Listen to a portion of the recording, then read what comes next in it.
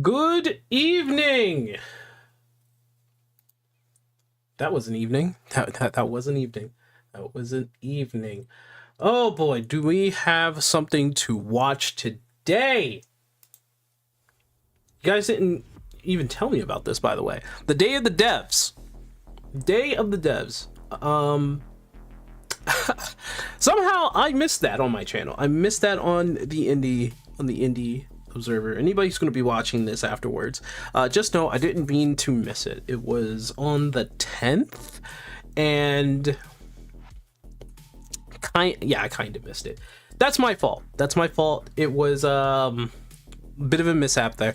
I will definitely keep up this. I'm going to keep up this live stream just to make sure that I get to go through it. But just to explain what it is, Day of the Devs is basically it's kind of like its own Game Awards in a way, I guess. It's more like a direct, I think, but it's filled with indie games. I am the Indie Observer, so I am going to be taking a look at that today. It's about to be, I think it's like an hour and 20 minutes. Afterwards, not really sure what I'm gonna do. I was thinking of playing more Path of Exile. I'm almost done with chapter 3. About to go into chapter 4, I think, but we'll see what happens. So let's get into it. We're gonna have to change that. It's not PoE. Event. There we go. Event. So let's get to it. I'm gonna go into this immediately. Now I did it's not on the YouTube channel. I did download the video, so the video itself is going to be running in the media player in the background. So let's get to it. What's up, Argus? How you doing, man?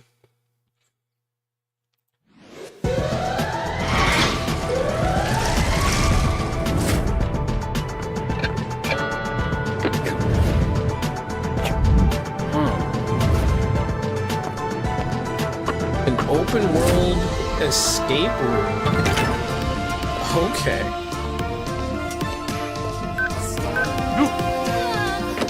Surprised you got any sleep last night? Damn. Sorry to hear that, buddy. I've been having a little bit of sleep issues, so. Escape Academy. Literally an academy for escape room crazies, I guess. Hey, it's Santa. What's Santa Claus doing? Damn, okay. Day of the Devs. They think they're so cool. Delivering sneak peeks of new games to millions of people for free. I deliver billions of packages all around the world. I sneak down those filthy chimneys into people's crummy little houses and deliver them presents, whether they deserve them or not. And ask nothing in return, except for your complete nice behavior all day and at night, even when you're asleep. The heck is going on here? Kill you to leave me a little milk and cookies once in a while? Some people think so. Whatever. Job's a job. He's feeling bad. Like, what the heck is that? Look, I'm not saying that Day of the Devs is Schafer? better than Santa, but I will say that we don't break into your house. I'm pretty sure Tim Schafer was playing Santa. I'm just pretty sure. We deliver the goods, not the judgment. Not your nice, none of our business. And 3, we don't ask for milk and cookies. I mean, if you happen to go by dayofthedevs.org and make a donation, that's great. But even if you don't, we will bring you the best in new games multiple times a year. What is Tim Schafer Please doing remember, here? especially during this important season, that video games are the most important things in the world. And Day of the Devs That's a little exaggerated. I should stop better doing than that. Sorry. I should stop doing that. Oh. Wow. Damn, Santa. Damn, Santa.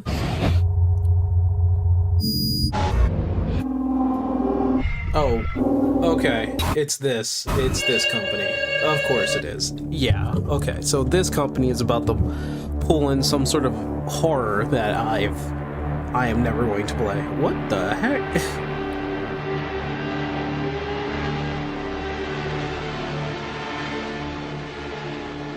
We're in Topanga Canyon, Southern California, at an old friend's studio here, assembling the album experience, the soundtrack for the game Sleep Awake.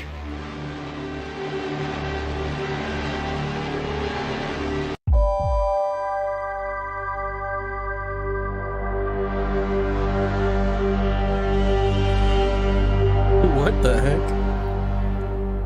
I'm Robin Fink, co-founder and co-creative director at Eyes Out. I'm also composer of the music for the game.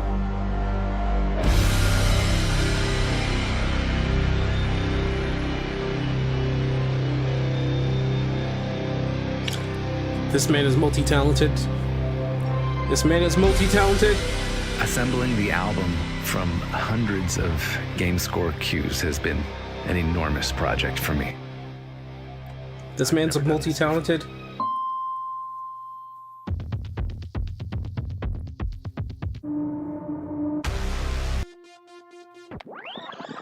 My greatest creative challenge here is to create a listening experience that lives outside of the gameplay. That's asking a lot. The high, but not when you're not down by them. Even shorter? Yeah. But still retains a vibe and a flow of traveling through these narrative realms. All of these things relate to one another. It's a bit of a feedback loop, I think. Oh, Burning Sun needs guitar. Is there a part? Do you know how to play it? No, but It it hasn't stopped me before.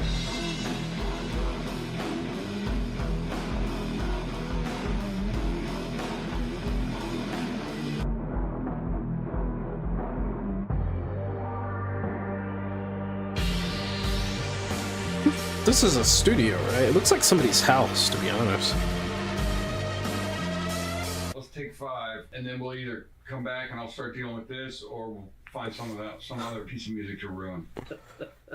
Okay. A good bedside manner is key to successful record production. I've scratched into every dark corner of music created for the game. It's panic-inducing and it's blissful. It's calculated and it's reckless. It's the sound of support through several years of game development in a world without sleep.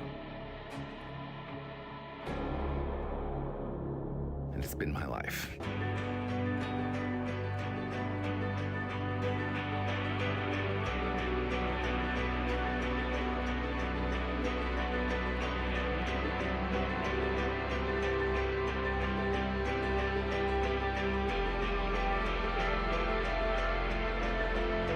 This guy's really deep into this, man. Of course he has an album. He made this into a short movie. That's Sleep Awake. Oh god. I can't imagine that. It's from 17-Bit, a Kyoto-based studio known for some all-time classic award-winning indies, Skulls of the Shogun and Galaxy. Shortly, though, they're soon to be known for their newest entry, the eagerly awaited physics-based dungeon brawler, Oasis. I'm sorry? I'm Jake Kazal from 17-Bit, an international ragtag crew of developers here in Kyoto, Japan. I'm the creator and director of Oasis, a revolutionary... He lives in Japan. Look at him. 1 to 4 player, next-gen... I really need to work on my Japanese. I really do. Oasis is set on a mysterious floating island high in the What is this? sky that has provided Dragons! water to the planet below for as long as anyone can remember, but now it is stopped. And our scrappy crew of goofball misfits is trying to find out why. Explore deep caves, windy, overgrown sky gardens, and exotic elemental temples. What? This game is all about bringing people together. What? How? Couch co-op and versus. Oh my god! What is happening? Oh! What is happening? You'll go on 15 to Is 20 it minute missions. Dungeon alone Grove? or Oh, he with almost your fell. gang, Oh finding my rare goodness. loot and powering it back up in town with your hard-earned cash. Or you can jump into Fight Party, cuckoo collection of PvP combat modes like Deathmatch, King of the Hill, Oh my goodness! Brawly Ball. Best Brawly video games to me ball. are the ones that really celebrate the essence of play. Play is constantly being delighted with new problems to organically solve on a moment-to-moment basis and adapting to the situation. I'm a lifelong snowboarder, and I love what good physics brings to video games. constantly paying attention to your weight, your speed, your momentum and inertia, and through this, the sheer joy of the interaction with the world around you. And although this is a combat game at its heart, the interaction with the space is something we have worked very hard to make as pleasurable as possible. Lots of games have physics on props and the world around them, but rarely on the characters themselves. What really sets our game sort of apart looks like from it these has a other lot of physics-based physics to titles is the hybrid nature of how we approach movement and interaction for the player. We didn't just simulate physics, we really redefined it for action video games. Our world blends real physics with hand-authored animations, giving the game a physicality that just feels alive and yet reactive. It's heavy, physical, and meaningful. This is not a button masher.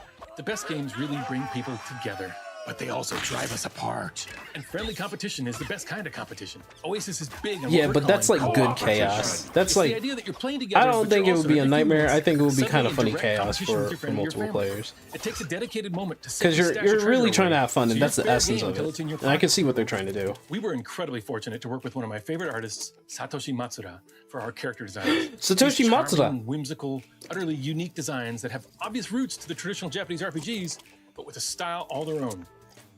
French artist Alexander Dubois stepped up and blew us away with his incredible That's environment another thing I need to do. designs. I need His to whims practice my perfectly drawing. matches Matsuro-san's, and his design skill is unparalleled. Like, look at that, It's been a man. dream to work with a legend like Hip Tanaka. He's only about a generation older than me, but he is the sound of my He's childhood. only I about grew a up playing generation Nintendo older. every day, hours and hours. He could be playing your- Balloon Fight with my he could brother, be your dad. being completely enveloped in Kid Icarus, completely lost in the world of Metroid. So many hours, so deep in these worlds. His DNA is in my love of video games. We made Oasis to create a truly next-gen dungeon crawler, unlike anything seen you got before. Fox there. This is the game I've always wanted to play, featuring the adventure and response. There you of classic go. action games combined with That's a the. cutting-edge He approach to said bring this is a game physics I've and always weight wanted to the play. player experience That's how you before. hook people See into the it. difference for yourself. Try the demo in the ID at Xbox Indie Selects Demo Fest and wishlist us now on Steam to play the full demo soon. There's so many demos. Are you looking for Oh, a God. dreamy, surrealistic, waking nightmare with a hint of Hellraiser? Well, we've got you covered. It hails from Eldemar Studio in Calgary, and as a very cool twist of fate, they began as a web shop for photo effects. You're about to see I'm how sorry? that experience has come to influence their latest endeavor.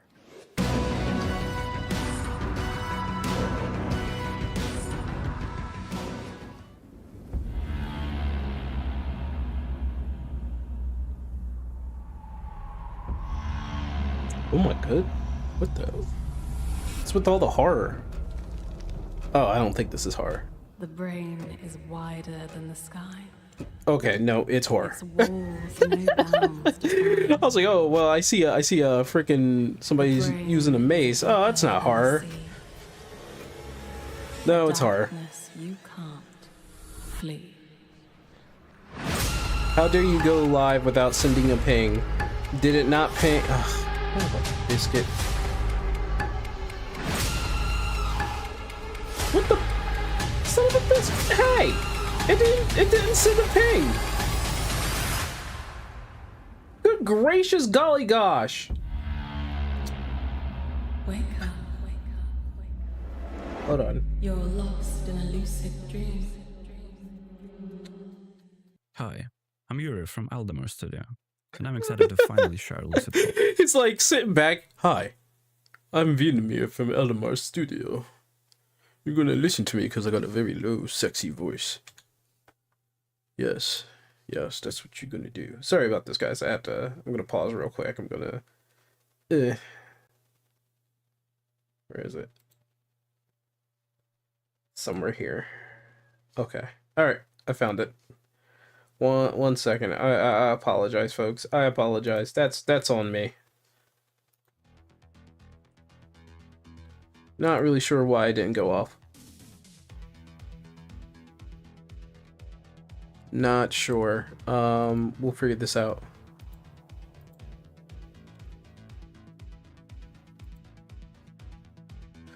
All right, I'm gonna send it.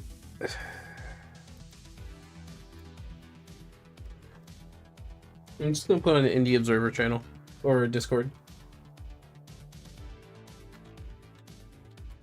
I am live watching the Dev Day Indie event.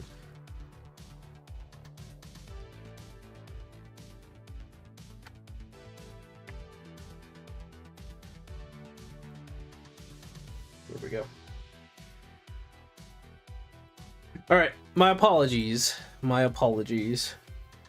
I guess I have to go back and see what's going on with that bot. Me6 is supposed to send it out every time the ND Observer goes live, so yeah.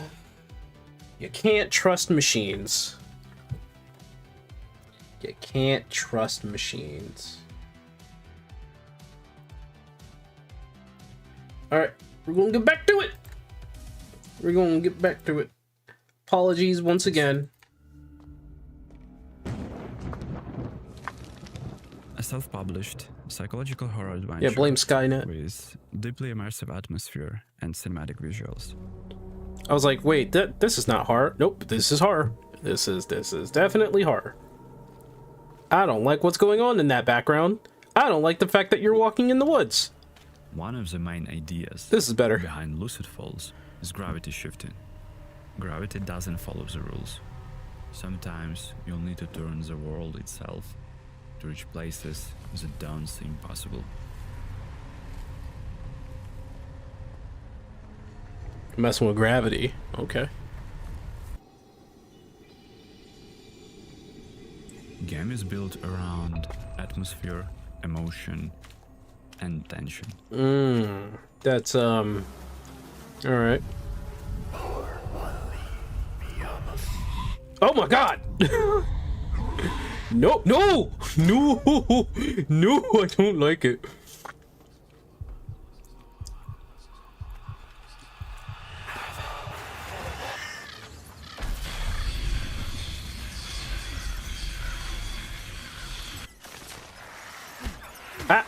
Ow, wait.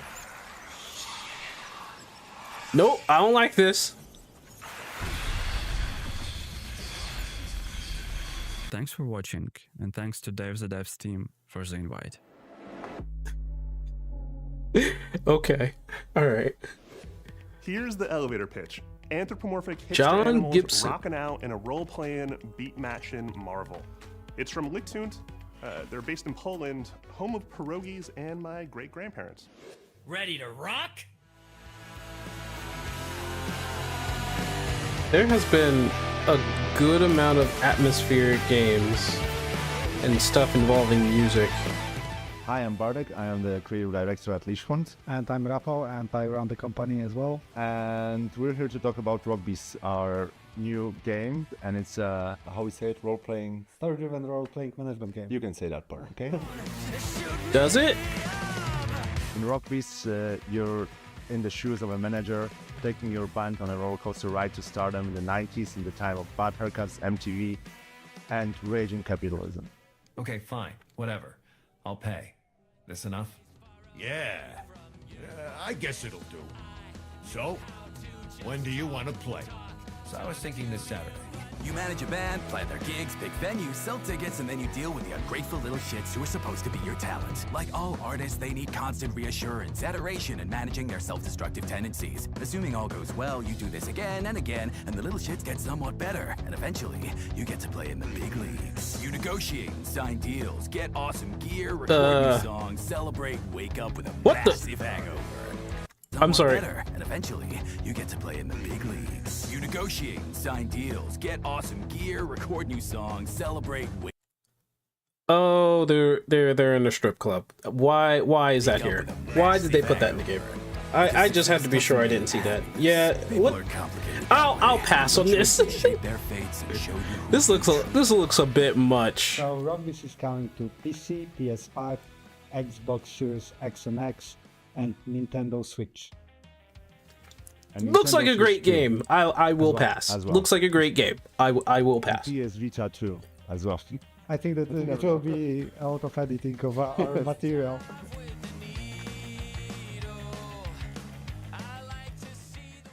One of my favorite subgenres of games is the first-person puzzle game. These names are familiar. Greg White, Rice. I Titles don't like know why. Superliminal, Maquette, and Viewfinder have found great success in taking new and innovative game mechanics. Get and outta stretching them here. across a series Get outta of here. increasingly complex puzzles. Get outta here, tied together bot. by an interesting story. Get outta Our here. next title, Stretchmancer, seems to take a similar approach and run with it, dropping players into a squishy, squashy, stretchy world check. full of Did expertly I- designed oh, puzzles sorry. that's better seen than explained.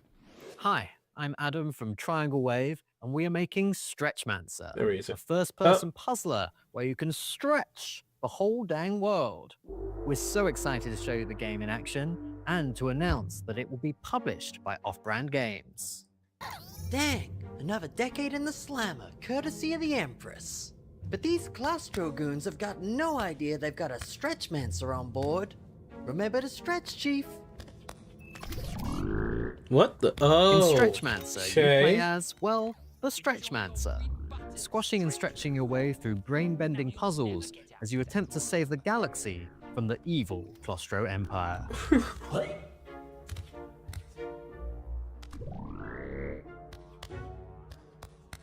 Okay. I like it already. It looks fun. Your right hand gives you the push stretch, perfect for sneaking into small spaces, while your left hand gives you the pull stretch, essential for crossing huge gaps and getting up high. Yo. Expected What the and heck? Commanded, Chief. We'll be out of here in no time. We've created a unique world stretching engine that allows you to combine your stretches to solve complex puzzles. Okay, I'm gonna be honest, this looks fun. Or pull off unexpected acrobatics.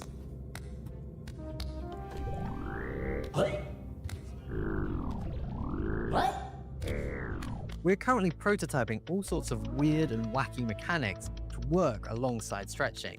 Target lost. Concentrate all. These include good old water, which fills the changing shape of the level. Okay. Stretchmancer started out as 3 friends making a tiny game for the Ludum Dare Game Jam. But amazingly, we won the jam and just love seeing people get so into the concept.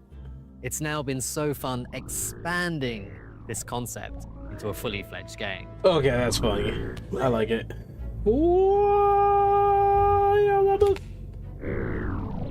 Get ready to meet lots of weird little guys like your nervous sidekick Walt.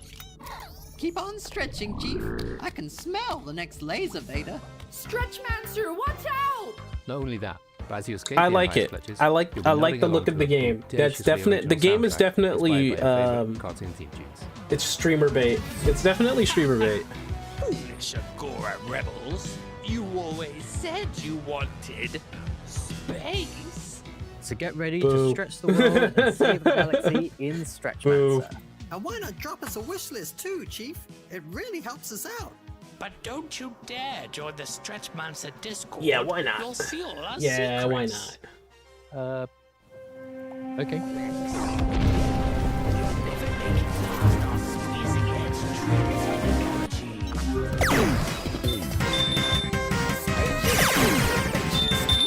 What the heck? Sorry, that's on me. That's on me. That's on me. That's on me.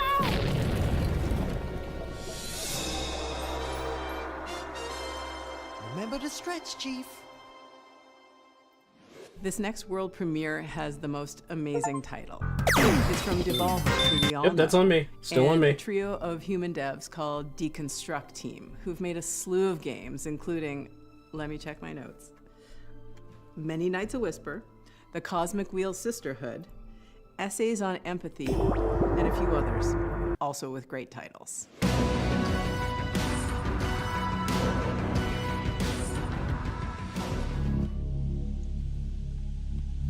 Why does everything gotta be so atmospheric?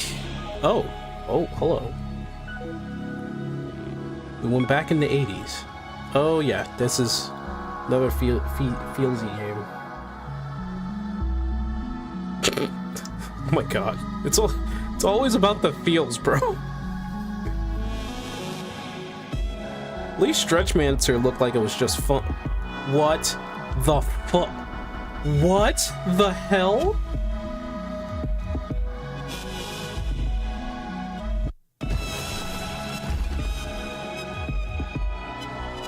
Excuse me?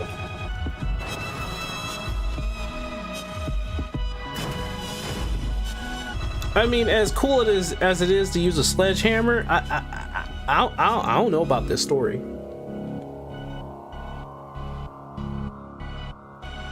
Oh no, yeah, she probably was only in her underwear.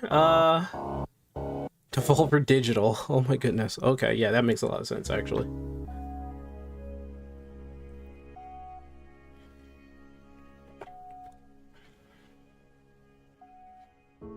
Hi everyone, we are the Construct team. You might remember us from the Red Strings Club and the Cosmic Wheel Sisterhood. For a new game, we partnered with our friends at Silky It's always Harbor to explore atmospheric, more ambitious atmospheric, ideas and designs. atmospheric. By combining our skills with Silky Harbors, we've been pushing our creativity in new ways, which has led to Virtue and a Sledgehammer. Okay, Virtue and a Sledgehammer is a game about realizing you don't belong in the place you grew up anymore. At its heart, it's a narrative experience. We explore this idea in an exaggerated way, with robots. Excuse me? I'm sorry.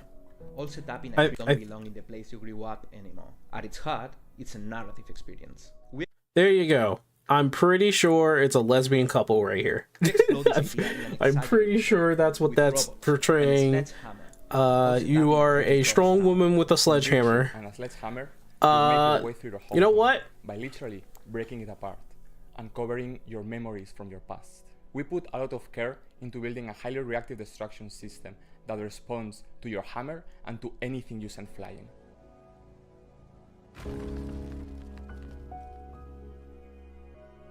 But it's not all chaos. There are moments of quiet. You get to know the cast through sequences of interactive fiction presented in a cinematic The fact that there's an old woman in your trunk kind of sways me away from all of Make this. sure you wish this the game and follow us for more news. You know what? It looks like a good game. Hope people have fun. It's not for me. It's not for me. I'm pretty sure. Pretty sure it's not for me. Yeah, there's a lot of emotional baggage I'm seeing from this game. Our next title Looks might good. make you hungry. Looks good though. This charming game comes to us from Timberline Studio, based out of Los Angeles with team members all around the world. It blends elements of cozy. Well, you need and to throw the crunchy sledgehammer in a gameplay lake. that Obviously, really the gets my appetite. the splash damage will be there. Enjoy hearing all Therefore, about your next culinary artist, and you are wrong. questing adventure in Bistro. Like bistro, but beast. Get it? Right? You got it. I'm sorry? Hi there, I'm Lindsay, co-founder and writer over here at Timberline Studio. Our small team is based in a few places around the world. In fact, they're all here too. Timberline Studio is all about creating vibrant worlds and tying together unexpected genres. We also tend to toss in a few animals. I blame my biology degree for that. You might know us from the dog sledding game The Red Lantern, but today we're excited to be part of Day of the Dev so we can share more details about our next title. What you got? Bistro. Bistro takes place in a cozy fantasy world where Okay. not all heroes wield swords. Oh, in yeah. fact, in this game, you'll wield the spoon. We like Oh. to call it a crunchy, cozy deck-building adventure. And what I mean by that is, it's cozy at its heart. You manage a town-to-table restaurant. Can you where imagine farm, the gather, and the fish flames up is your actually a ingredients to cat, support right? these heroes But that it's come to hard to your keep town. the cat They're in called one the place, and you're just like, cat, And stay by in cooking the and oven. doing all those cozy Stay in the oven, cat. you are Cat, supporting no, the no, crunchier don't touch the version of carpet. game. Mini It's games flammable. and deck building battles. Every day, you'll move between these two modes, giving you a nice balance I of prep see. and execution. You'll play What as does that have to Pinko, do with a cooking? young chef who has taken over the restaurant in the peaceful haven of Palo Pori. But beyond the village's protective walls, ravenous monsters from another realm have invaded. Soon, outsiders descend upon your restaurant looking for a meal to help them fight back against the invaders. Okay, I You'll can team dig up it. with the fire god Flambe, and she'll provide the flame for your food. You get a god We as wanted an to explore oven? the idea that even heroes need support if they're to succeed. By cooking with Flambe, you're able to unlock flavor magic for the caretakers that visit the restaurant. As bonds form and past wrongs are forgiven, you'll find that to save the world, it's best if you don't go it Past alone. wrongs are forgiven. Of course, there's Cooking some is key in sort Bistro, of and baggage. each meal you prepare shapes your caretaker's abilities and provides them with the health they need. Every ingredient unlocks a magical flavor card that you'll use in battles, many with their own special effects. Do you cook something that can heal your caretaker, or maybe something that can put your enemy to sleep? And once you've fed your caretakers, they'll head off into the wilds. Upon their return, they'll tell you all about it by regaling you with their tale in the form of a puppet show. In this puppet show, you'll engage in card battles inspired by classic trick-taking mechanics, match the monster's flavor to overpower them, or use balancing cards to turn their attacks back on them. It's That's all about clever. flavor here in Bistro. And this is fun. Every monster and caretaker is built You know around what? They it. got me. Bitter, salty, They got me. sour, This sweet, is or interesting. umami. They got And me. like the caretakers, the monsters also have abilities. Like this bog piper here can blow your cards right off the stage. Or Flamatito can burn your cards, having their power. Earn new ingredients as you defeat the various creatures you encounter and unlock their abilities for the caretaker. Okay. Give them a taste of their own magic. As we designed the characters and monsters, we took inspiration from combinations of animals in the real world and asked ourselves, can we make this charming? There is a bloat of we can't wait for you systems to meet here. caretakers and to explore the world of Palo. You got cooking, you got today, mini we're games, very the different excited ways because to we're cook. announcing You have the the demo for being serving of the food, and you basically Thank you have so like much for a watching, and we're thrilled to paper-ish be a part of Day of the RPG style. But we gotta get You have a back to lot of things coming no one can together, save but the world will that or make a game work on an empty as it is coming together? Bye. That's the question. It looks interesting. I'm gonna be honest. Bistro, you know what? I'll definitely put that on the list. If you enjoyed Ringu, Audition, or basically anything Takashi Miike has ever made, boy oh boy, do we have a world premiere for you. It's from Historia, they're based in Japan, and if you enjoyed the Caligula Effect games, cool, this one is so much creepier. Creepy. Feels out of place for me. It is out of place. That's what I'm saying. There's a whole bunch of things coming together. 今回、ザ・ゲームアワードの Day of the Devs でこのアンミーを発表できることを嬉しく思います。本作は様々な人間の魂を A girl harboring multiple human souls within her must escape from the labyrinth of the mind. Oh god. It's Psychonauts.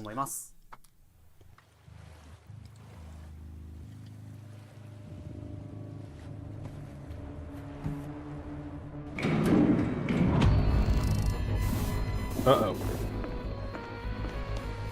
Yeah, this is a oh my. Nope, horror. I'm good. 思い出せないんだか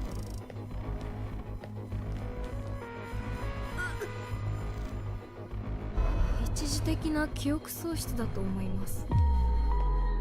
I don't like that. That was weird. Oh, I don't like that. 皆さんには何か怖いもの、苦手なものはありますか？ Japanese people be coming out with the freakiest horrors I've ever seen. 空間が怖い、先生や上司が怖い。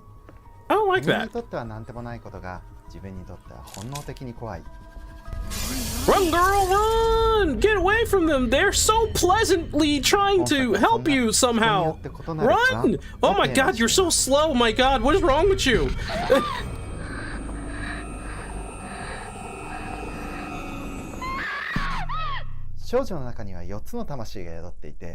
Somebody was playing the game wrong. プレイヤーが操作しますが、それらはプレイ中に意図せずにどんどん切り替わってしまいます。 They'll switch involuntarily. とにかくイライラしてそれどころじゃないんだって。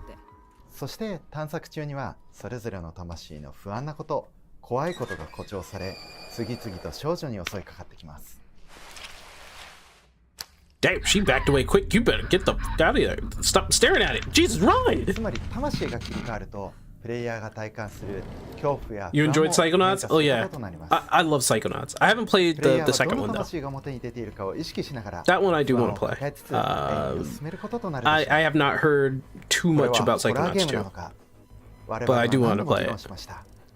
最終的に我々はジャンルにとらわれず、人間的や根源的 Instead, we're に嫌なも pursuing のを something どう表 deeper, 現でき how to るかを express things 追い求め and ることにしま fundamentally した。 disturb us as human beings. So yeah, the frame rate's kind of disturbing. 主人公が探求する奇妙 Oh my goodness, the flower. This is they're not going for just horror. They're going for psychological ゲーム trauma. の過程で一体誰が本物なのかというのを Who is real? 本物でないと判断した魂をプレイヤーの手で排除します。プレイヤーはこの判断を魂との対話を通して行っていくことになります。 Oh man. Oh 魂たち come は on. わかりやすく明快な言葉を紡がないかもしれません。 I ただ don't それ like. は生きているがゆえの逡巡、言いよどみ、嘘、おまかしなどが存在するからです。もちろん突き詰めればフィクションではあるんですが、確かにこの魂が生きていると感じてもらえることを目指しています。 It's a mystery too. Ugh. もしかしたらすでに本物は自分の手で消してしまったかもしれない。最後に残った一人は偽物かもしれない。それでも、このゲームにおける自分の決断は不可逆なのです。このゲームで Yeah, I'm good. I'm good. I'm not playing that. このゲーム No. がそういう存在になればいい No. と考えています。 No, I'm good. I'm good. And also, psychological craziness, I'm good, bro. I'm good. お楽しみに。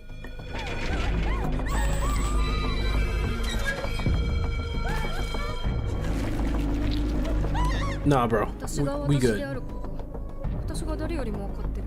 そんなことありえますか？さっさと他のやつを消せ。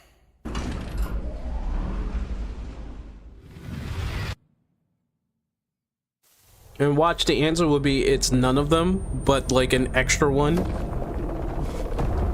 And her designation is 0. Or something.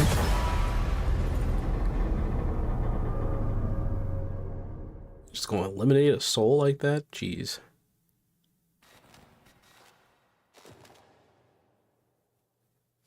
This next title is from a solo developer who is also a composer, a multi-instrumentalist, and a multimedia artist who's based in Sao Paulo. This is their first game. It was born from a postgraduate thesis entitled Sound Tridimensionality and Visual Tridimensionality from Vegetation Outlines. Need I say more? From Soundgrass Studio, revealing their first look at gameplay. Wait, what? This is Soundgrass.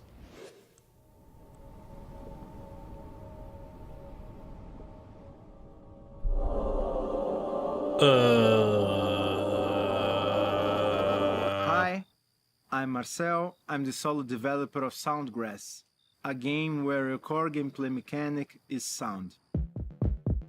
It See, is a now you're first-person not thinking about exploration deaf puzzle people. game Holy set on crap, a that scares me. semi-open world planet. No, no, no, no, no, no, no, no, no, no, no, no, no, no, no, no. Look at this. Look at this.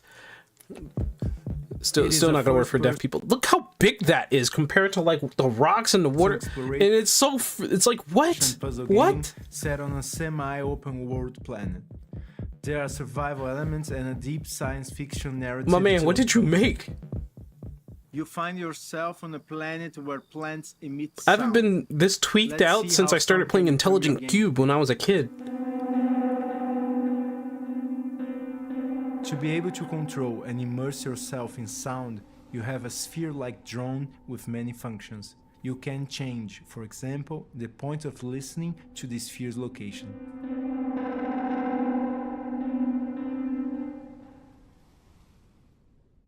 You can also listen to the depth of a river by sound or find and resonate fracture points in structures. The sphere has a sound mode, a light mode, and secondary functions. It can also be split up for advanced exploration and puzzle solving, and it's very fun to play around with.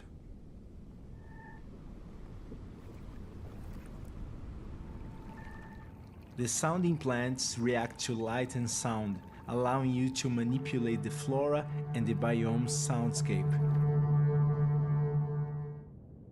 Oh my goodness, what am I looking at? Because sound itself is the core gameplay, every new species, environment, or puzzle you discover introduces you to a different sound mechanic.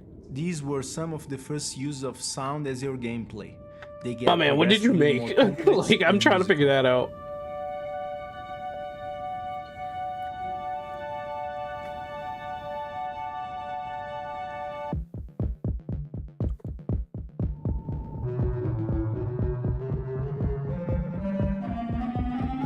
Yeah, he made something unique.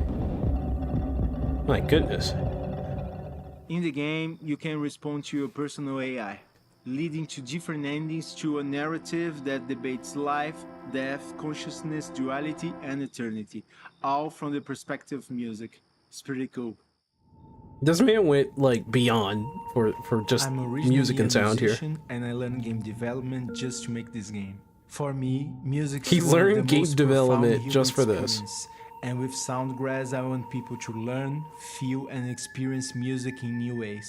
I believe this also makes this us is see the for one world of my friends then. differently. Thank you, Day of the Devs. Follow Soundgrass Studio, wishlist Soundgrass, and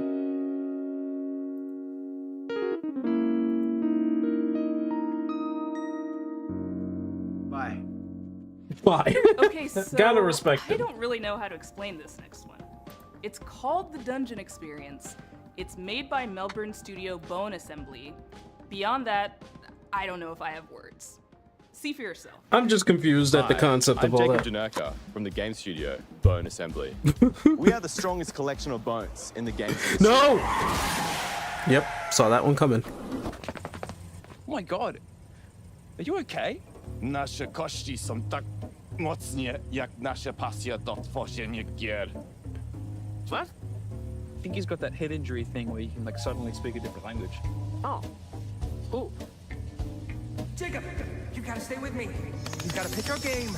Day of the Devs is a big deal. Oh, okay. Maybe I should do it. The Dungeon Experience is a first-person adventure game where you meet me, a low-level mud crab. Go ahead, pick me up, get to know me, explore my body.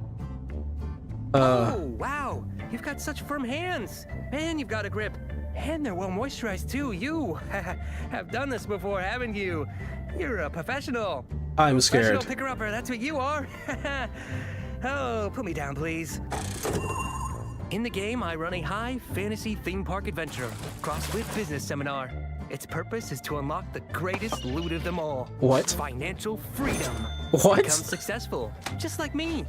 Afford any luxury items, such as crab lamp, crab rug, race car bed, crab clock, and crab phone. We put a lot of love into our game. We try to make small details like pressing a button feel good. Oh, sorry, I should have been more specific. Not that button. Yes, these buttons. What? When you're ready, press my nipples to activate the mechanism. They are especially sensitive buttons. Please take care when pressing them. Don't push too quick. We also know how important first-person immersion is, so we invested a lot into full-body awareness tech. The game also has a large, unique, and interesting cast of characters to meet. Also, there's some other ones that make up the character list. But I've got some spicy fan fiction from Galaxy Pilot Starfighters. I'd love for you to read it. Hey, can I pitch you this new business idea? I'm gonna be honest, this is actually entertaining me. What is happening? If you liked any of that, please go wishlist the Dungeon Experience. Hey, are you still there? You want more for that wishlist, don't you? I'll do anything. What if There's I a let demo, you they eat me have a little bit, demo. huh? Maybe squeeze a little lemon? Dip me in some herb mayo? Go ahead. Mukbang me, adventurer. What the fuck? What the fuck? My claws grow back. Don't worry. Oh my god, one wish list for one mukbang. Oh, why didn't I think of this before? It's all part of the experience. It's all a part of the Dungeon Experience. What the fuck? Get excited for another world premiere. Bro, what did This I one watch? From Pasadena-based What was that? Funktronic Labs. Why? What is with these folks have games, numerous dude? Projects under their belts, especially in the world of VR. And Give their me a founders normal are game! Superstars, having formerly worked on the Pixel Junk series at Q Games Please. before they left to found their own studio. What? Artfully What was blending that? several genres and visual styles together, please behold How high? Scramble Knights Royale. I don't know how high they were. They were just permanently high the whole time. Hi everyone, my name is Eddie Lee. I'm the co-founder of Funktronic Labs. We are a studio based here in Los Angeles, California. You might know us from some cool VR titles such as Cosmic Trip, Fuji, Nope. and most recently the Nope. Light Brigade. Nope. But today we wanted to announce for the very first time ever the world premiere debut of our game, Scramble Knights Royale. Yay! Yeah, I already know about this. I caught them on Twitter for this one.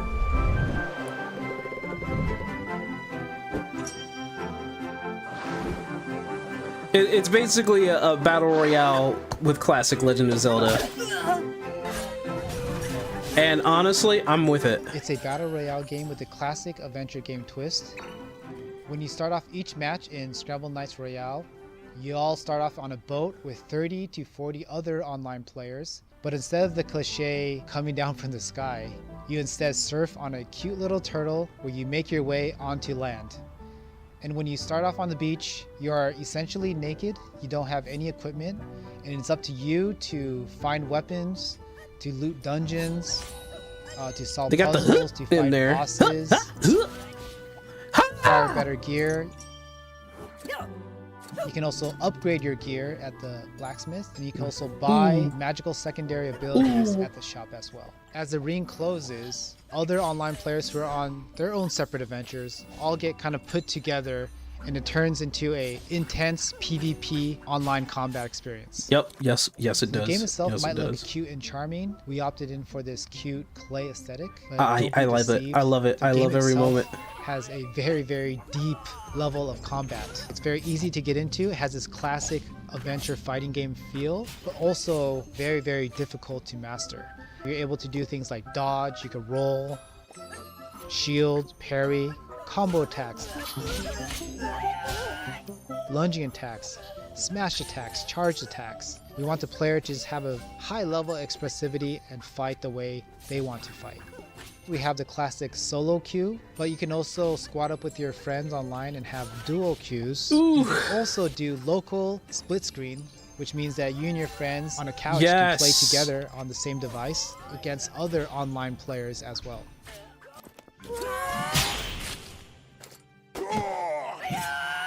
So Scramble Knights Royale is coming in 2026 to both PC and Xbox consoles, and we're having a closed playtest actually very, very, very soon. And to enter, all you need to do, come to our Steam page, click the Enter Playtest button, also wishlist the game while you're at it, and we'll notify you when we have our upcoming playtest. Don't be a chicken, sign up for the playtest, and we'll see you on the battlefield. All right. Let's slow it down, chill it out. Our next title asks you to take in the vibes and appreciate the details. With their previous titles, Studio McGraffy Games is no stranger to action and tension. With their upcoming title, they show their versatility by gifting us a world defined by what you can see in the stillness. Enjoy this gaze Wonder into... if I... Hi, Okay, I'm no, Ethan never mind. Weiss. McGraffy is an indie studio based in Florida with team members and artists from all lot over of people the US introducing and the themselves UK. today. You may know us from our previous title, Jenny LeClue, Detective-oo. We showed Jenny LeClue at Day of the Devs in San Francisco over 10 years ago, and the game went on to launch as an Apple Arcade inaugural title. Since then, we've been working on several... Sorry, I had to pause there. I'm looking for something here. Got it. Found it. All right. Yep. new projects. I was looking for And Scramble today Night. We are thrilled to present the world premiere of our next game, Myria.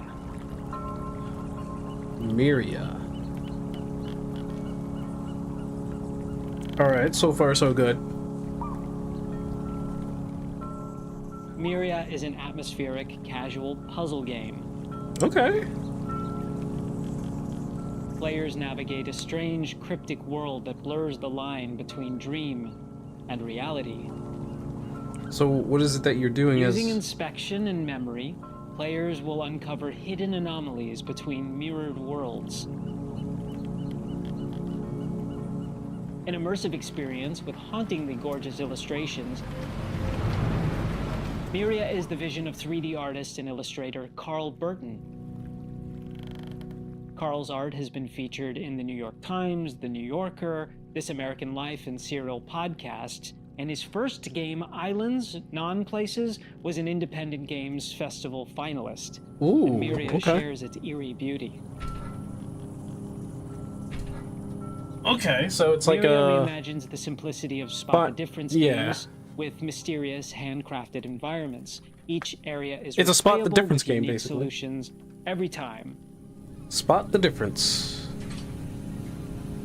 Completing levels unlocks new biomes, each revealing a world steeped in quiet atmosphere and ambient mystery, all carried by a procedural soundscape that draws players deeper into these contemplative spaces. Yo, why does that diner look like it's actually in the swamp? Like the floor is the swamp, like...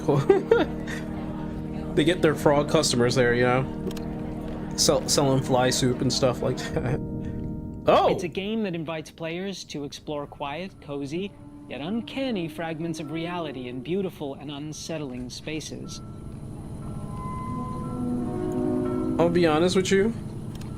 I'm not too put A off by demo it. for Myria is available right now on Steam. Damn it. So wish list, and keep an eye out for Myria when it launches in 2026.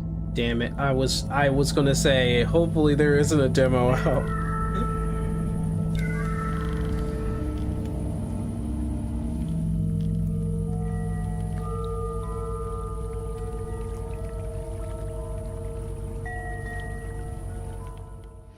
Coming up, a new title from Luckshot Games, a collection of developers distributed around the US, Germany, the Netherlands, and New Zealand, and creators of Sausage Sports Club.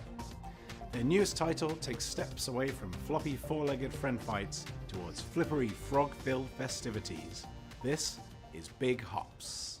That was a lot of, I'm Chris. a lot of F words in there. Big Hops.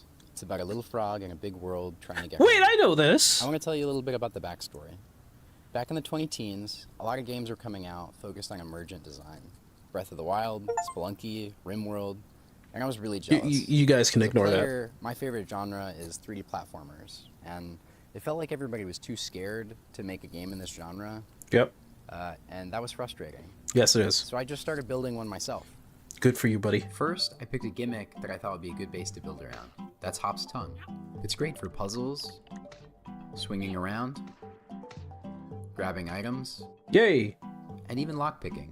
Really? Next, we built a deep movement system that balances openness and constraints. So your choices matter and exploration stays rewarding. You can climb, wall run, ride minecarts, and a lot more. There's even a few special parts of the game where gravity gets weird. Things got really exciting when we added veggies. These are tools you can use anywhere, in any combination, to build paths through the world. As you find veggies, you can keep them in Hop's backpack for quick access no matter what you're doing. When these three elements come together, they really become more than the sum of their parts. The result is a game that feels rich and deep, has surprising moments that are the result Oh of your my choices as a gosh. player, I have and to the respect occasional these feeling of people. brokenness that's rare in games, but is really fun. I have to respect these It people turns who out are the making reason these nobody makes platformers. this kind of game is that it's hard. And after 6 years in the mines, our team is ready to share what we found with you. I'm so excited to announce Big Hops is coming out January 12th, 2026. Oh! Oh! Okay! That tongue, though. Big Hops? 15 years ago, Adam Saltzman released Canabalt and showed that small, retro-looking packages could have interesting and innovative ideas for a modern audience. Now he's back with a new collection of retro-inspired titles created in Pico 8. Corgi Space collects a year of original games full of new ideas, strange reveals, and unexpected delights.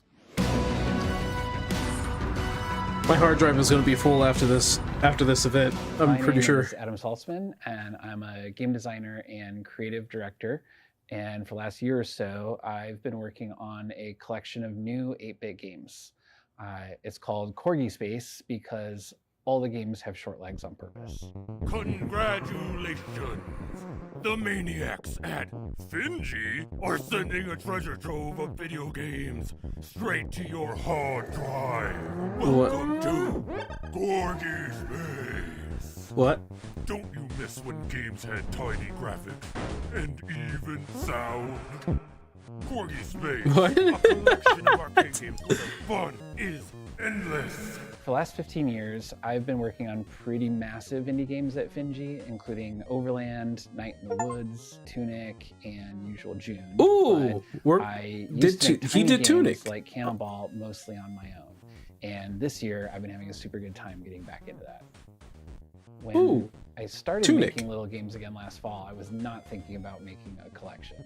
I just wanted to make some small games with easy controls and maybe a few surprises. The first one, Rat Dreams, is a Souls-like where instead of walking, you have to dodge roll everywhere, which shouldn't work, but totally does.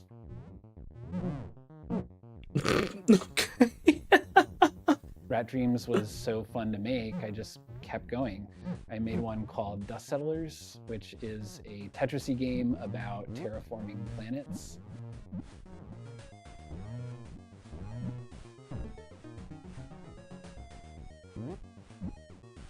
Oh, okay. Then I made Skeleton Gelatin, which is a Metroidvania with no upgrades or even jumping.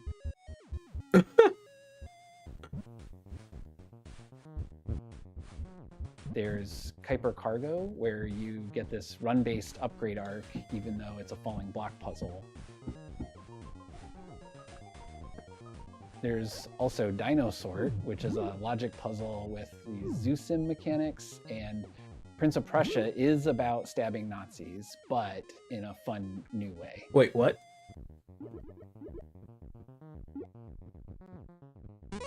There's also Vampire Pope Army, Bandit Accountancy. This man made a Wario style game, or a Wario minigame style game, man.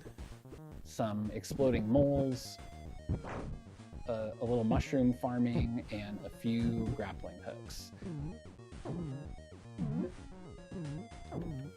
And no secrets. Basically, Corgi Space is a year of games from me to you. Corgi Space is out now on Steam and itch.io, and I hope you have as much fun playing these games as I did making them. Get out of meat space. I mean, are you guys interested in like bite-sized games like that? Your new favorite collection. Reminds me of like UFO 50 or something. Like, you might remember the 90s movie Face Off between Dante's. Guys, did you guys see that? But weirdly, no one's ever made a volcano game before. From the makers of the Invincible, which, by the way, has some of the best key art ever made for a game, comes an experience unlike anything we've ever played before. Hi, I'm Michael Obwoy, Marketing and Business Development Manager here at Star Wars Industries. Marketing and Business Development. You might know us from The Invincible, a story-driven sci-fi adventure game inspired by the works of Stanisław Lem. Never actually played that. We wanted to show you something very different, yet strangely close to home. Into the Fire is our upcoming Cataclysm Extraction survival game set on a volcanic island moments before its total collapse. I've seen it, felt it. This fierce anger, ruthless curse. And I didn't protect her. If she's alive, we've got a chance. Hey, I'll find her.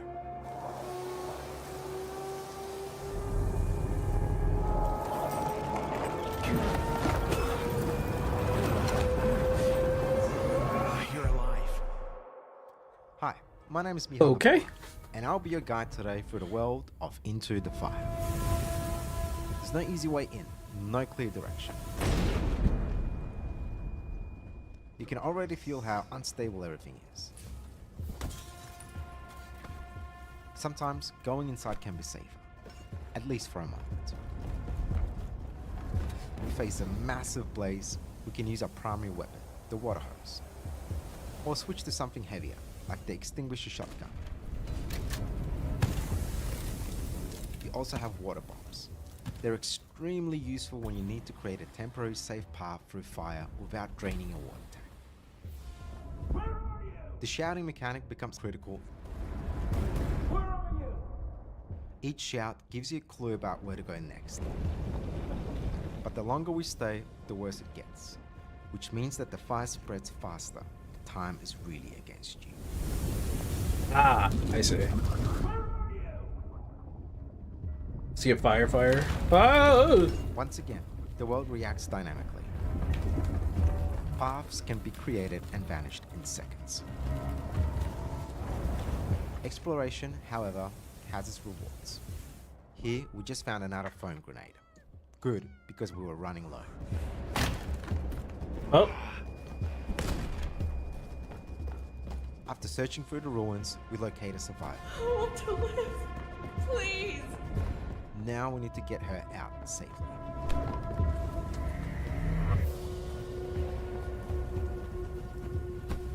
Of course, when everything seems to finally go smoothly, the fire demons appear. Oh, this is really happening. Oh, fuck! They're part of the world's mystery, shaped by the island's mythology. From the summit. This is just a glimpse of what's coming to Into the Fire. In the early access release, planned for the first half of 2026, you will explore new volcanic regions, meet the survivors in the old Kind of proud that all these indie developers are coming up out of nowhere. We invite you to join our Discord server, where you will soon be able to take part in the playtests and help us shape the final game. They're like, release. so many people are becoming game developers, you know?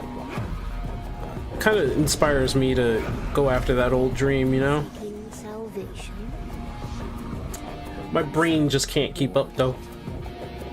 Walk into the fire. Into the fire. Are you a dog person? Yes. Well, after playing our next title, you might just be converted. What? This creative, cuddly collaboration comes from a melding of two Australian studios. Excuse me? Studio Folly and Toot Games. Apart, they've made Gubbins and My Arms Are Longer Now. Together, they've made the delightful, adorable Dogpile. Listen, I just think I was already a dog person, though. I think there might be too many dogs. They're sort of everywhere. I think they might be disrupting the workflow. Hi, I'm Darcy. I'm Matthew. I'm Jess. And we make a team called Foot. It is a collaboration between Studio Folly and my company, Toot Games. We're based here in Naarm, Melbourne, and we made a cute little game for you to enjoy. You guys have a lot of dogs. Dogpile. Describe Dogpile as a combination of merge mechanics and roguelike gameplay. It's a simple premise. When two of the same dog touch, they combine to make an even bigger dog. Keep combining dogs, don't overflow the yard, and eventually you'll win the game. But then to make it a bit weirder and more our speed, we have given it all these weird and wonderful roguelike mechanics. Dogs in Dogpile can have gameplay modifying effects that can be good or bad. One of the good traits is friendly, which allows two dogs in the yard that could make a match want to find each other. An example of a bad trait is the crated trait, where a dog can't merge for a couple of hands. You need to keep playing dogs, and it blocks merges. In Dogpile, you can build a wonderful deck of dogs that you drop into the yard, and you can use dog tags, which change the whole way that the game works. Creating synergies, adding traits and abilities to your dogs. An example of the dog tag Game is actually kind of cute. Friendly Folds, which makes every pug in the game friendly, so it wants to match with every pug in the game. And another tag that you can synergize with it is called Pug Life, that turns every dog smaller than a pug into a pug, which means that you just have a pug factory going. We riffed and jammed to try and make the dogs as funny and as lovable as possible. They're all frame by frame animated, all of the colors are meticulously curated. We've tried to make Dogpile just a delightful space to be in. So if you like the look of Dogpile, then I have some good news for you, because it is out today, right now. That's right, it has Oh dropped my god, live on it's Steam out today. right now. So It's go get live it. now.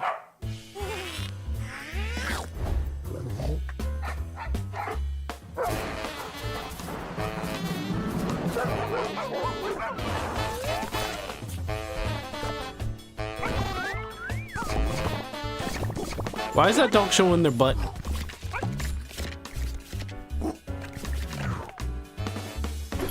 Hey, Cherry! This is adorable, honestly. It's adorable. Maybe I'll get it, like, for, like my sisters or something. Wreck-It Ralph. Discover the secret life of arcades in this opus from a 25-year-old solo dev based in the Netherlands. You'll never look at your Tamagotchi the same way again. You say that, but I already had a weird ass thing with Tamagotchi. What the heck? What does this have to do with the Tamagotchi?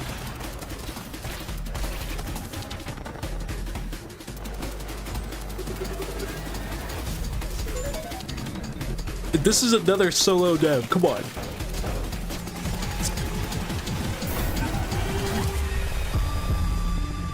Hello, my name is Mart, and I'm a solo indie game developer, and I'm excited to show you what I've been working on.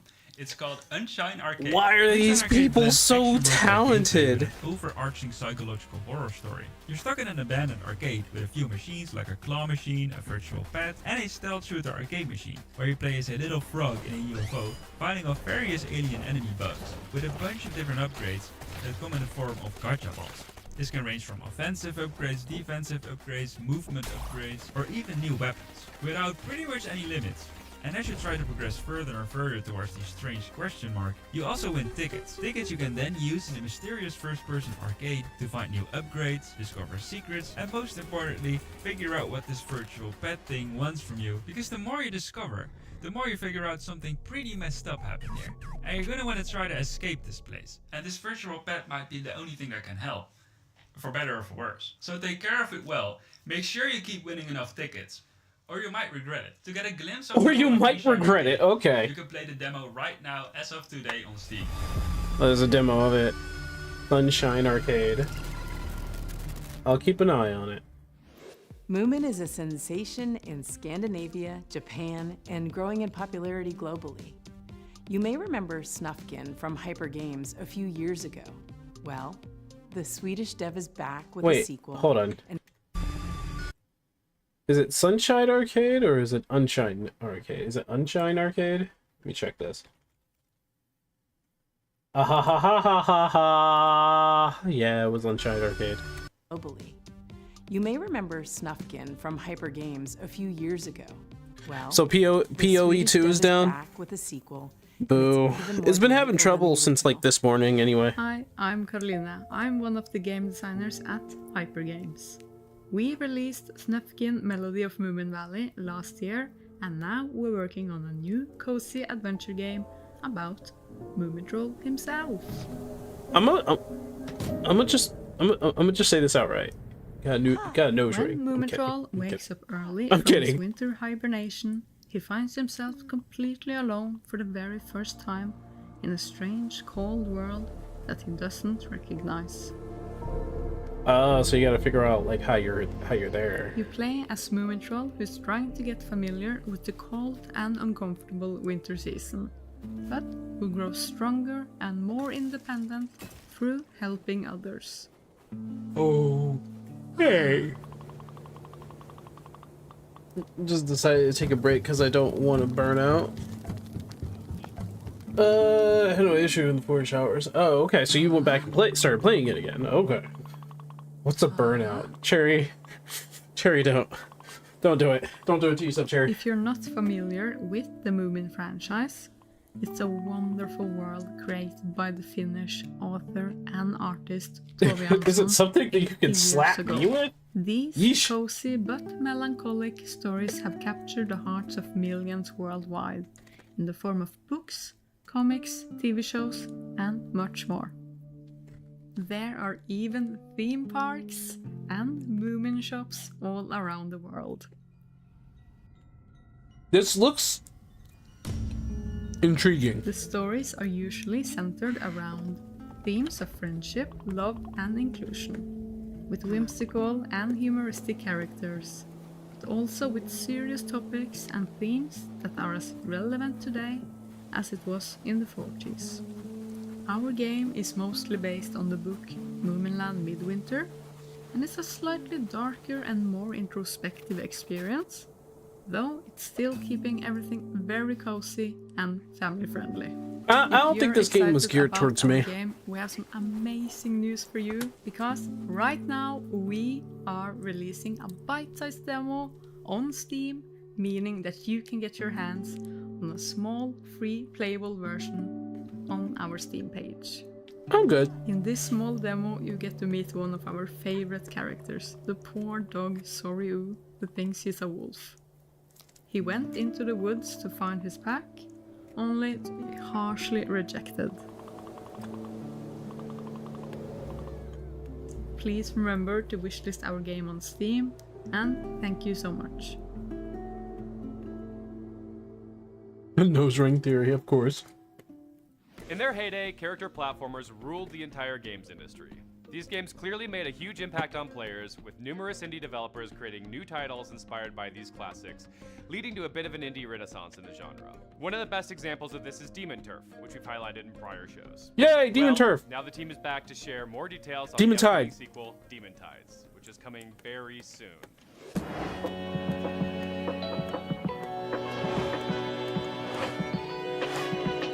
Demon Tide! Let's do this.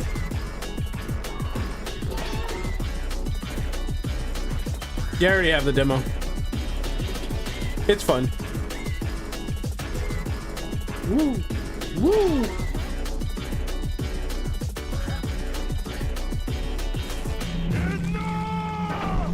Oh, they finally made the bad guy. Oh.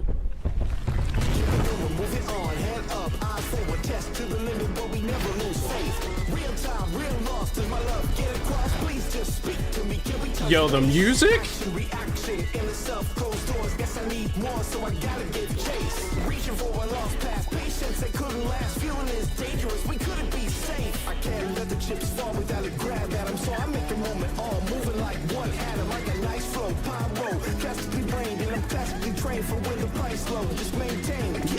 You trying to get out Octopath Traveler 0? Okay. Oh.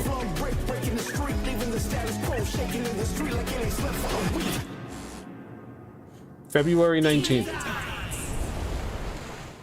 All right, February 19th. This next one's from Panic Stations, a developer comprised of a bunch of humans who made a little game called Fall Guys. You'll see the inspiration, but you'll also see some innovations. 2 words, tongue fun. What?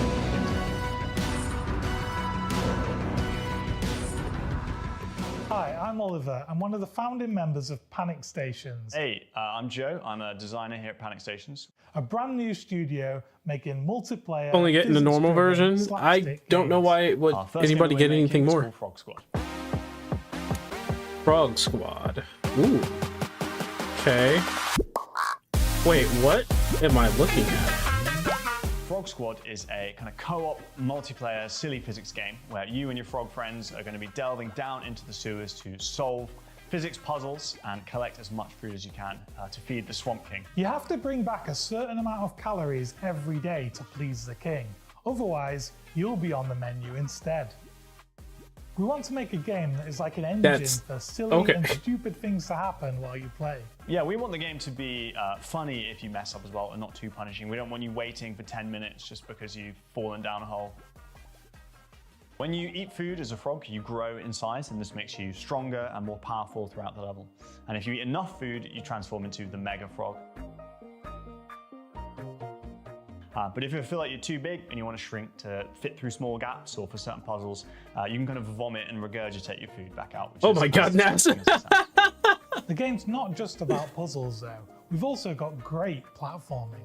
Every frog has got a long sticky tongue, which is your main way of interacting with the world. What is with the frog themes today? Hang from ledges, swing from the sewer pipes above you, and even kind of grab one of your friends and pull them back and create overly elaborate elasticated slingshots to launch them across the chasms that you can find in the sewer. Be careful not to get lost in the winding pipes of the sewers. The sewers are procedurally generated, so every time you go in, it'll be different. But the kind of further you push down into the sewers, the more food you can bring back and the more gold you'll get. Each run will get more and more difficult as the Swamp King demands more and more food.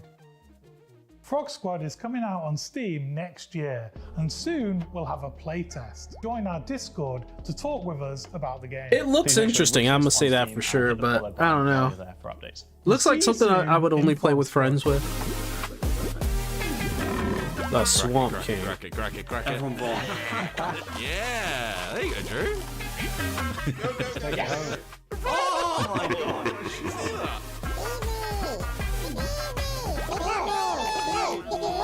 I've been chasing. What a shot. God, where's that come from? Oh wait, is there like a voice changer depending on how big your frog is? Honestly, it does. Who's that? Frog Squad? From Alien Trap, who hail from Toronto, my hometown, is giving Minecraft. But if you look a little deeper, you'll find a serious co-op survival with so much nuance that you could get lost in it for years. Hi, I'm Lee from Alien Trap Games, and here's a first look at Astromine, our co-op survival title that we're going to be releasing next year. Okay, I was about to say, I heard Minecraft, I was thinking something else. Astromine is a survival game set in a fully destructible voxel solar system. Every planet, creature, and structure is made of voxels with physics, and you can freely fly between large planets in an open solar system. You and your friends play as a team of robots sent to conquer the solar system. You have to land on planets, extract resources, build bases and craft vehicles, fight off alien creatures, and conquer rival robot factions. Everything is based on physics, so when extracting from a tree, you'll be cutting it down into thousands of individual wood pieces. When you dig into planets, you'll be using mining tools, drills, and demolition chargers. When you mine a rock, you're actually going to be cutting the rock out of the ground, and you'll need to haul it back to your base to refine. All of the alien That's a lot of creatures are work. also physical. To beat them, That's a lot of blast work. through their flesh piece by piece until you destroy the core that controls them. And once they're down, you can extract their flesh to use as your own materials. Oh wow. Okay. Each planet It's has hurting its your own large eyes. alien boss encounter. Huge fights and Look away, planets Cherry, grow look and change away. the landscape as they happen. Don't look at to it. defend yourself on the planet, you'll have to build a oh, base. Everything okay. you build is made out of voxels that can physically connect together. What materials you use matters. A wooden outpost might catch fire or collapse under structural stress, while a stone bunker can better guard against attacks. You also need to manage power. Solar panels, generators, and batteries can be linked together to supply energy This looks to your base. actually rather interesting, Everything that runs, to be honest. turrets, force fields, refining machines, crafting stations all draw from the same power. But the real challenge on planets is the other robot factions competing for the same resources. Taking down their bases means destroying their power networks, cutting off shields, defenses, and production. Oh, that's a You can shame. burst through their You're walls with griefing. a laser cutting tool. You're then griefing take their down house. respawn Just say stations. that. Or just fire enough explosions from above to destroy their base. Oh, griefing. Just griefing. We're planning to release Astromine on Steam Early Access next year, but you can sign up to playtest right now and help us develop it. Astromine? Cappy Games has a long history of making beautiful, thoughtful, and unique games. Just yesterday, they announced their next title, Find Your Words, and here today we're joined by creators John and Vic to learn about how their shared experience of raising non-speaking children has influenced and informed making this game. Hi, I'm John. And I'm Vic from Cappy Games. We're the creators of Find Your Words. Oh no. The path to community comes in many shapes. Okay, it's Sometimes cute. It looks like It's lending cute. a hand to a new friend. But I know what this is. I know exactly what this game is all about. Sometimes it looks like inspiring a budding artist. A game about the ways we communicate. Yeah, beyond this game's not speech. for me. It's definitely for children, and you know, parents are going to probably get their children this game. I'm pretty sure. Find Your Words is a short, free, cozy game about making new friends. You play as a non-speaking child on their first day of summer camp. The child is introduced to a new communication tool for the first time. For Find Your Words, we chose a communication binder where players combine symbols together to form short phrases. You'll use this communication binder to have conversations and make friends.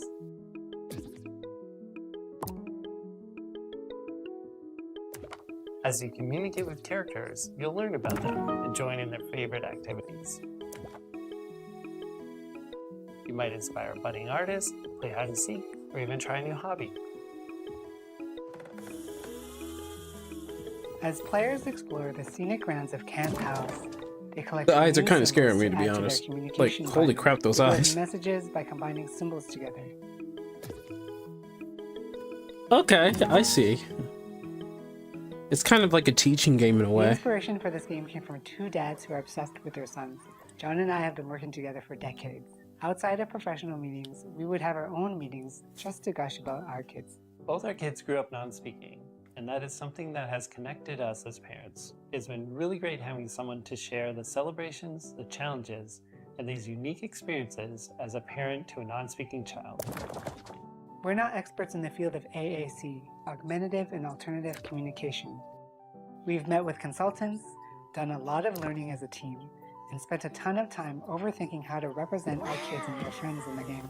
We're super proud of what we've built, but what we have is just a snapshot of AAC. Okay, respect. They made the kid for their games, or they made the kid for the. They made the game for the kids. I'm so sorry. I apologize. That was horrible. At the heart of the game is our hope that players learn a little more. I'm a little about the ways tired. we connect Leave me to alone. Beyond speech. Created by two dads, inspired by their kids' non-speaking journeys. Find Your Words. All right, respect then. You know, I David have is respect. not the only charity in the games biz trying to make a go at it. Our friends at the Video Game History Foundation have been doing amazing work over the last many years, and we wanted to help them out. They archive the video game industry. No one else is doing it quite like them, and so we thought, hey, let's collaborate. What do you- We've teamed up with them to help release a game called Excavator 2025, a finished version of a never-before-seen, long-lost game from legendary programmer Chris Oberth. Originally developed by Incredible Technologies, the company behind coin-op classics like Golden Tee Golf, Big Buck Hunter, and more, Excavator was shopped around to multiple publishers across the country, but it never found a home, until now. Thanks to Megacat Studios, Retrotainment, and IM8-Bit, Excavator is now playable on a real NES cartridge. If you buy it at im8bit.com, you'll be supporting the Video Game History Foundation a 501c3 Wait, isn't the Video Game nonprofit History dedicated to Foundation kind of preserving, like celebrating, and teaching the history they of worked with the video games. completionists, Learn more at Gerard, gamehistory.org. but I overall I do like their goals. Okay, actually, that was really cool. So that's our show. Thank you so much for watching. Thanks to all the developers for bringing their games and sharing them with us today. Thanks for the sponsors and everyone at Day of the Devs who makes this show possible. Folks, listen up. Day of the Devs needs your help. We're a Do they? nonprofit organization supporting indie games from around the world, but it's hard out there for charities these days. If you enjoy watching showcases like this or attending our events, we encourage you to donate to Day of the Devs. Or if you're a developer or publisher, think about becoming a sponsor. Head on over to dayofthedevs.org to find out more and to donate. Day of the Devs would not exist without the generous support of our sponsors. Without them, literally, Day Guys, of the Devs I'll do my due wouldn't be here. diligence. And now we'd like to give a big thank you to our 2025 flagship sponsor, Xsolla. Along with founders Double Fine Productions and I Am 8-Bit, as well as Annapurna Interactive, Blumhouse Games, Devolver, Idea Xbox, 47 Communications, Kepler Interactive, Panic, PlayStation. And a very special thanks to Jeff Keighley and the Game Awards for supporting indie devs and giving Day of the Devs a global platform. All right. We gotta thank our resident I'm not gonna master, hate on Jeff Ghost Keighley. One, for providing I'm not all gonna the hate on musical him. interludes If and he's all doing the this much effects for you're indie hearing indie throughout this games. showcase that aren't the games. It wouldn't be a showcase without him, so thank you, buddy. Go download some of his music, it's awesome. The show's almost over, but please stick around for a musical performance from People of Note by Iridium Studios. For information about future events, just go to dayofthedevs.org and find out what. Why is Tim Schafer here? And he's a millionaire. What is he? Careful with that scissors. It's a lot of blood. Hi, I'm Jason Wishnov, creative director on People of Note. The hours I put in seem they're never enough. I just can't break through, but I can't just give up. I see it right there. Hey, bro. You know what this is? It's like RPG Space Channel 5. I'll make it somehow, I swear. I wanna be under the lights. I wanna be thunder. And I'm probably going to get copyright struck. Well, not struck, but they're probably going to take this portion out of the stream, which is fine. But yo, okay, this looks interesting. I'm all about Space Channel 5, but to avoid all that, you know what? Let me take a look. I'm gonna take a sneak peek. It's still going. Don't need any others beside me. I just need a chance and I'll make them believe. I could be under the light. People of Note. Okay, that sounds good. Well, that was interesting. What y'all think? What y'all think? I have like 4 more demos now added to my freaking game, to my list here. I gotta start putting some games away, honestly.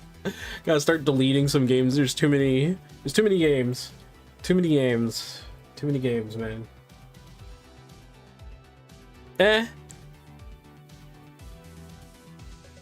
I guess it was kind of but I appreciated it. It was like all indie games. They were basically saying, hey, like, you know, support the indie devs, and I was just like, yeah, that's cool. That's cool. I'm gonna look up something because all that just makes me curious about one thing. Yeah, all these people popping up as indie developers. Wondering what they're using. Wait a minute. Let me check something here.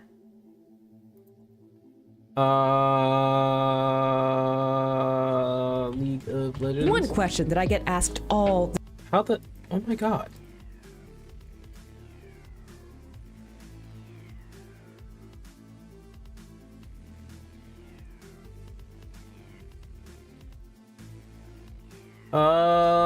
So Necrid, he's making a video game.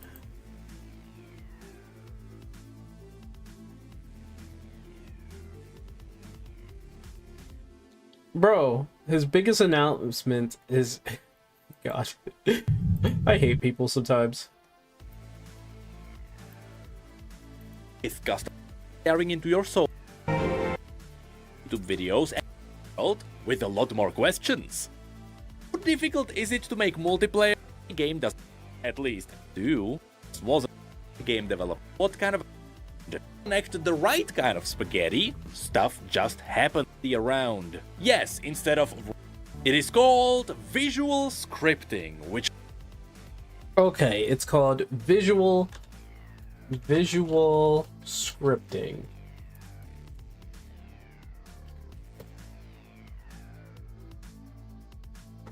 Okay, it's a node-based. Oh, in Unity.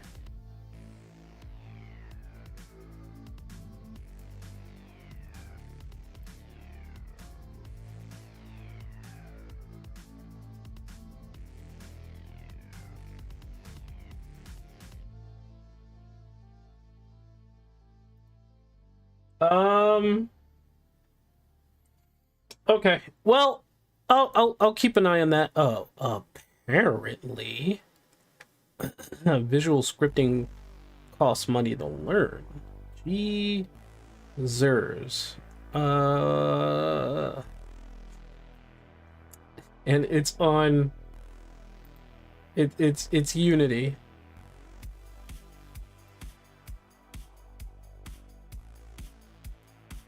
What?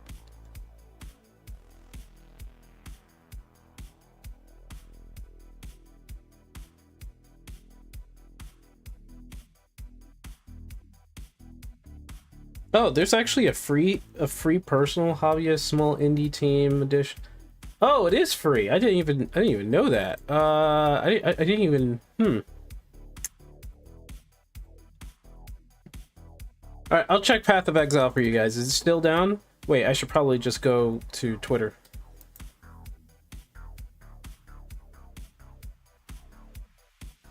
It's up.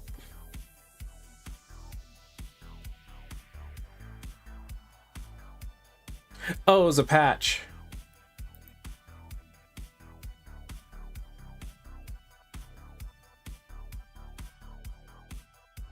You missed an entire, I guess, award ceremony. I'm not too sure. Wait. This is definitely something off about this squad. What is this?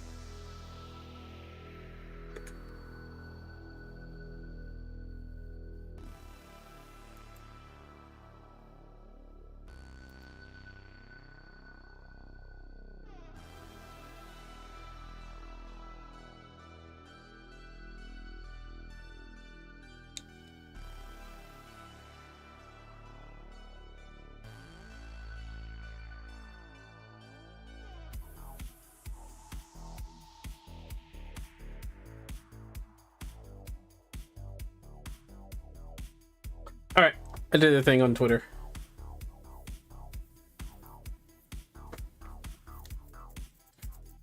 Yeah, it was a music video for a particular game that plays like an RPG version of Space Channel 5.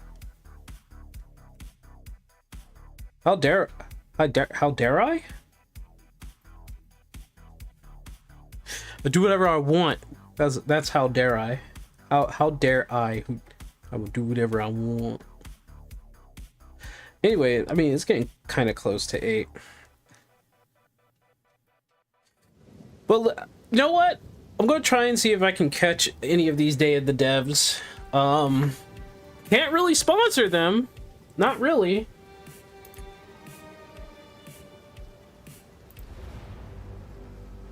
Can't do that. That's just not what I can do. Can't really do that. Yeah, I was looking up Unity. Apparently it's free. Unless you go pro and it's $200 a month, apparently, per seat. Like, what the heck? Holy crap. For experienced teams and solo developers, $200 a month. What the heck? What the heck, dude? $200 a month, guys. It's just $200. I'll play a little bit, but I wanna talk about what we're gonna do about the channels, the other channel, the Syncweaver channel, and what we're gonna do with the indie developing channel just as well. I want to talk about that just like real quick.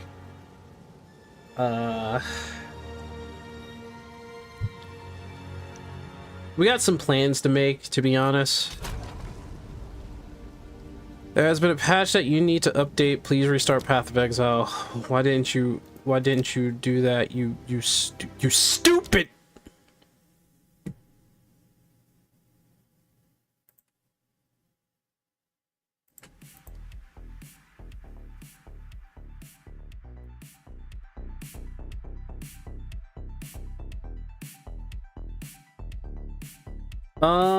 Hold on. I'm gonna throw on some music to wake me up.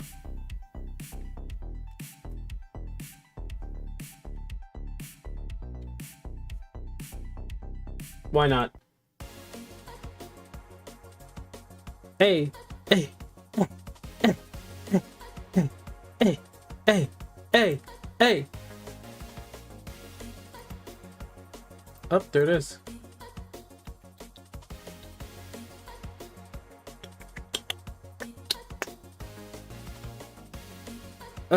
But yeah, as I was saying before, bro, we got some things to talk about. Like, for one thing, the Syncweaver channel is probably gonna get like a little less. It's gonna get a little less busy. I'm definitely changing up the genre with that, and I kind of just like started forgetting and not really caring about the subscribers on that channel. Final Fantasy XIV is not going to ever be the same. Path of Exile 2. Why is it like this?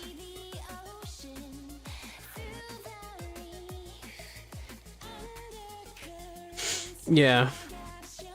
You accepted that ages ago? Yeah, well, listen. Because of 14, I can give it this. It allowed me to fall in love even more and even harder for indie games. There you go. It's probably not going to go back to the way it was. It's probably going to move on. Yoshi P recognizes what's happening, at least from what I can see. He's like keeping it hush hush, right? He'll reveal what he needs to reveal later, but he can't go down the same path of development for 14. I'm gonna be perfectly honest with you. There's a lot of things that need to be changed, you know?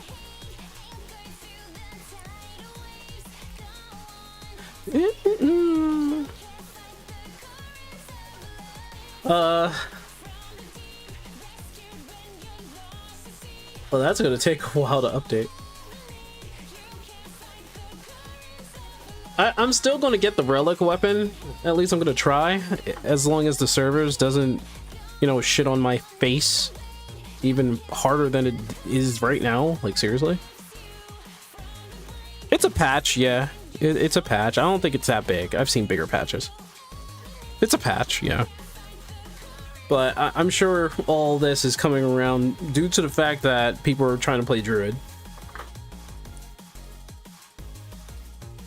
Like, I don't know how many people are playing Druid. I mean, let's look at the stats again. Like, who's doing what? So Path of Exile has 58,000. We'll look up Diablo.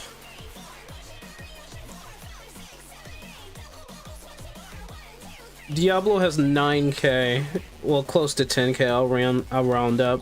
They have 10k. I think Shroud's playing Path of Exile. Why is he under? Okay, and Riker is playing Diablo 4, but he always plays Diablo 4 now I think about it.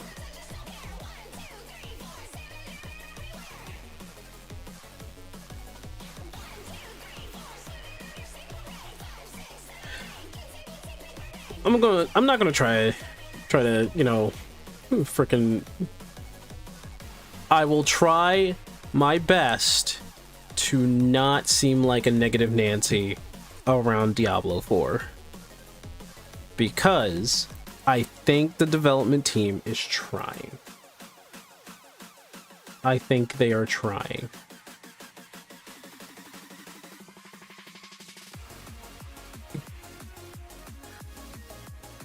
I think they're trying. It usually comes down to like who's at the top of the mast. You know, who's giving the orders.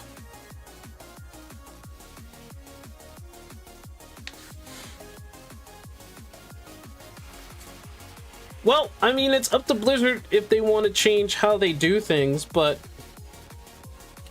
that's probably not going to happen anytime soon unless they have like a kind of like someone who's not too far on that side in terms of like a thinking president or somebody who's a lead who isn't like who they can't be too progressive, but they can't be too conservative. Conservatives usually think on the business side and progressives usually think on a different side, where emotions are more important than anything. And y'all saw how well that went. I mean, a lot of people don't feel, oh no, I gotta stop that.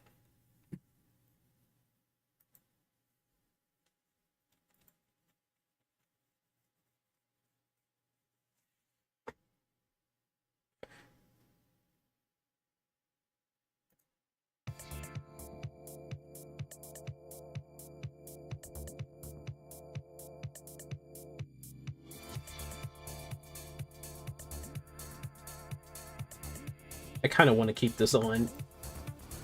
Boom, boom, boom, boom, boom, boom, boom, boom, boom, boom, boom, boom, boom, boom, boom, boom, boom.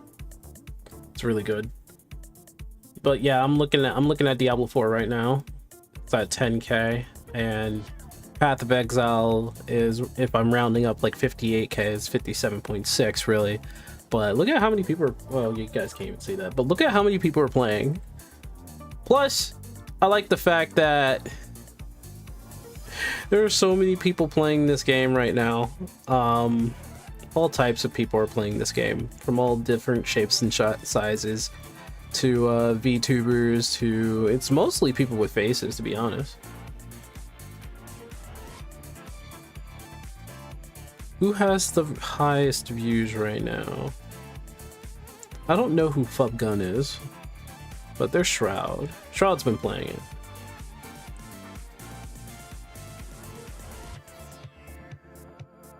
That's up to you, really, if you want to rotate on that. I think there isn't a problem to, if you don't want to play a company's game, to not play their game. That's perfectly fine. But it becomes like a moot point when everybody is just going to play their games anyway. Like, Nintendo's just clear point, like, only the small amount of people actually knows and really cares about their ethical values of being a business. Like, until it affects the little person, nothing's gonna happen. Nothing really is going to happen.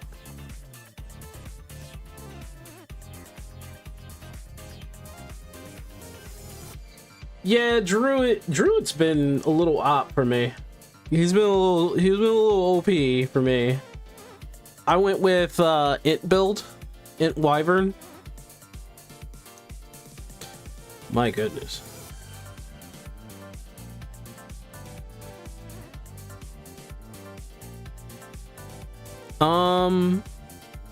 There's a lot of things I want to do in Path of Exile right now. I want to take on the I want to see if I could take on the Chaos Trials again. By the way, I hate the Chaos Temple. I hate it. I hate it so much. Both the Chaos Temple and the the Ascension Temple, like where you get your Ascension. I hate it. You want Bear Druid? Very tanky build, tanky strength build. It's a very tanky strength build.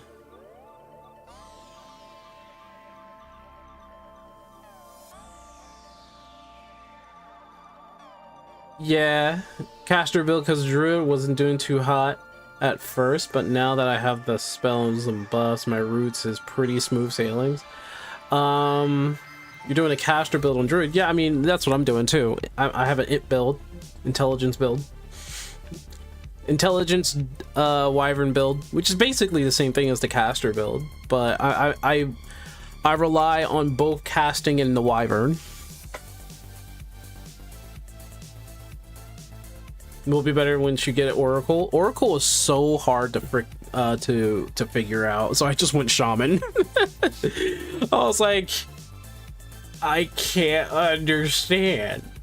Does element damage go up? And it was just like, in a way, I was okay. Well, I'm just gonna go Shaman. It's easier to understand. You're not using shape-shifting at all? Yeah. The shape-shifting thing is actually kind of cool to me. Like, I didn't expect the werewolf to be the in-between.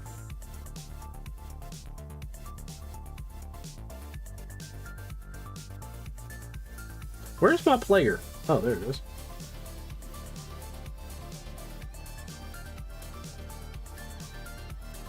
Boom, boom, boom, boom, boom, boom, boom, boom,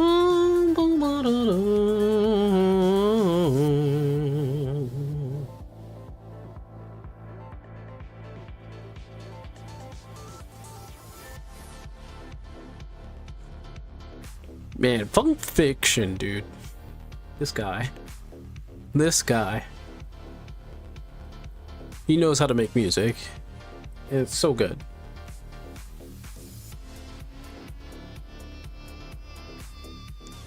Too bad I gotta switch it.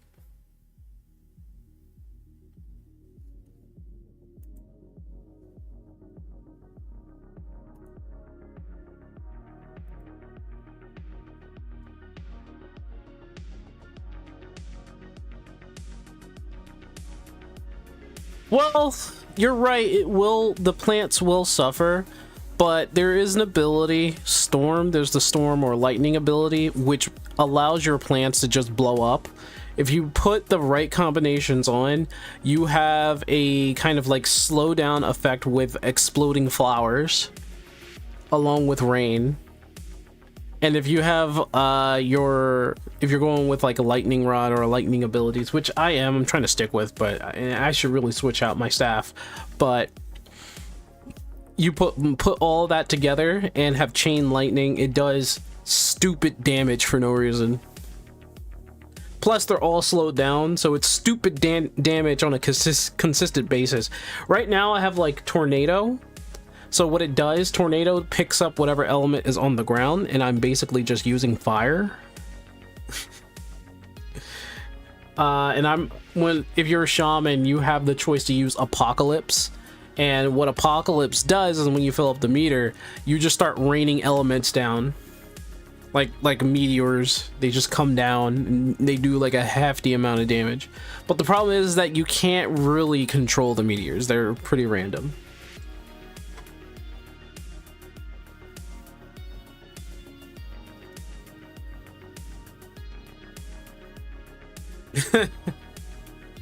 Honestly, I've been focusing more on Wyvern's fire. So Wyvern's not just fire, it's also obviously lightning, but I've been focusing on both, and I've been doing stupid damage. Like stupid damage. The problem is that because I do stupid damage, he's kind of a glass cannon in a way.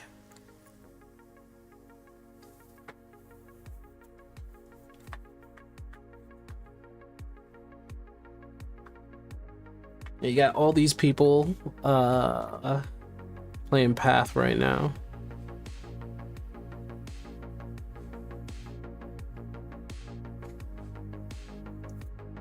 Even when Shaman, if I went Ice though, that's for sure. Ice is fine. I think Shaman, however, helps with basically the whole elemental table. If you're focusing on lightning, fire, and ice, yeah, Shaman. Especially if you're trying to keep to those elements and try making that your strength. Like I'm focusing mainly on lightning and fire.